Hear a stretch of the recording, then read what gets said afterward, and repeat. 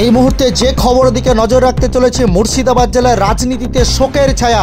মুর্শিদাবাদ জেলার ফারাক্কার প্রাক্তন বিধায়ক মইনুল হক প্রয়াত। রবিবার ভোর ৩:১৫ নাগাদ প্রয়াত হন। ফারাক্কার প্রাক্তন বিধায়ক মইনুল হক জাতীয় কংগ্রেসের তিনি 5 বারের বিধায়ক ছিলেন। আপনাদের আরও একবার জানিয়ে রাখি, প্রয়াত ফারাক্কার প্রাক্তন বিধায়ক মইনুল হক। ফারাক্কার রাজনীতিতে শোকের ছায়া।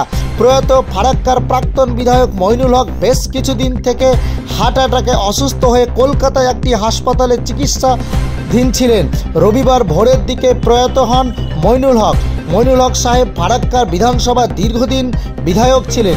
সম্প্রতি তিনি তৃণমূল কংগ্রেসে যোগদান করেছিলেন এবং রাজ্যের তৃণমূল কংগ্রেসের সহসভাপতি ছিলেন। মইনুল হকের মৃত্যুতে ফারাক্কা তথা মুর্শিদাবাদ জেলার রাজনীতি মহলে নেমে এসেছে শোকের ছায়া। একদিকে তৃণমূল কংগ্রেস, অন্যদিকে কংগ্রেসে দুই রাজনীতিতে শোকের ছায়া। ফারাক্কার প্রাক্তন বিধায়ক মইনুল হক প্রয়াত। তিনি 1996 সালে জাতীয় কংগ্রেসের বিধায়ক হিসাবে প্রথম নির্বাচিত হন। তারপরে 2001, 2006, 2011 এবং 2016 পরপর 5 বার বিধায়ক হন। ফারাক্কার প্রাক্তন বিধায়ক মইনুল হক তিনি প্রয়াত হয়েছেন রবিবার ভোর 3:15 নাগাদ। শোকের ছায়া মুর্শিদাবাদ জেলার রাজনীতি মহলে।